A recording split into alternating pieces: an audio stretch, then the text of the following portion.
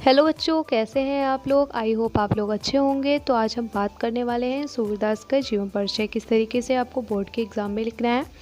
तो यहाँ पे मैं आपको बता दूँ, ये रहा बोर्ड का पेपर जो कि आप देख सकते हैं।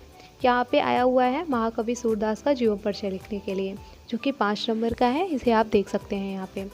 तो यहाँ पे 2024 का पेपर है अभी मेरे पास हिंदी का। तो यहाँ पे सूरदास का जीवन परिचय हमें सबसे लिखने से पहले सबसे पहले आपको लिखना है प्रश्नोत्तर संख्या 26वां का ख, जो कि महाकवि सूरदास जी। ठीक है, इस तरीके से आपको डाल देना है। फिर आगे लिखना है जीवन परिचय। जीवन परिचय आप इस तरीके से लिखेंगे। फिर है सूरदास का जन्म आगरा से मथुरा जाने वाली सड़क पर रक्ता नामक ग्राम में बैसाख में 1478 ईस्वी में हुआ था। विद्वानों में इनके जन्मदाय होने के संबंध में मतभेद है। यहाँ पे जन्मांध का मतलब होता है जन्म से ही अंधे। फिर आगे देख लेते हैं। कुछ लोगों का विचार है कि सूर के काव्य में जैसा सजीव एवं स्वाभाविक चित्रण मिलता है, जनश्रुति के आधार पर वे इन्हें बाद में अंधा हुआ मानते हैं। सूरदास जी सारस्वत ब्राह्मण परिवार में पैदा हुए थे। बचपन से ही विरक्त हो गए थे, गौ घाट पर रहने लगे थे। ये वल्लभाचार्य के शिष्य बन गए और वहीं गोवर्धन पर्वत पर बने श्रीनाथ जी के मंदिर में कीर्तन करने के लिए रख लिए गए।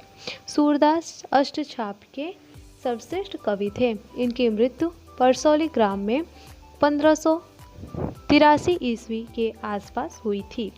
अब मैं आपको बता दूं एक चीज़ कि आपको इनमें से क्या इम्पोर्टेंट है, उसे आप याद कर लीजिएगा। तो सबसे पहले यहाँ पे आप मिलता है कि सूरदास जी सारस्वत ब्राह्मण परिवार में पैदा हुए थे। ठीक है, इसको आपको याद रखना है। फिर दूसरी चीज़ क्या है कि बैसाख में 1478 ईस्वी में इनका जन्म हुआ था और ये रुनकता नामक ग्राम में। फिर आगे देख लेते हैं। इनको सब लोग बोलते हैं कि ये जन्म से ही अंधे थे, परंतु इस विषय में काफ़ी लोगों का मतभेद है।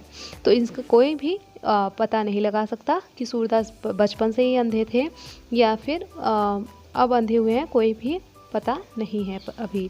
फिर आगे देख लेते हैं क्या है। वल्लभाचार्य के ये शिष्य थे।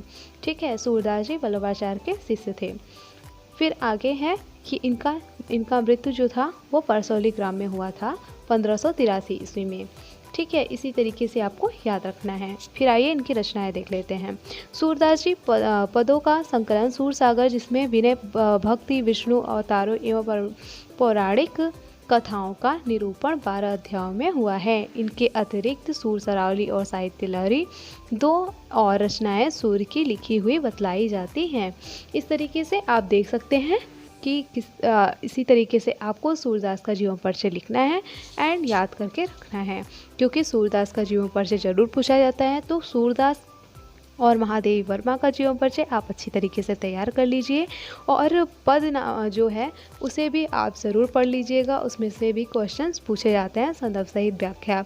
तो मिलते हैं नेक्स्ट वीडियो में। अगर आपको मेरी वीडियो पसंद आई हो तो वीडियो को लाइक, शेयर और चैनल को सब्सक्राइब करना न भूलिएगा। Thank you.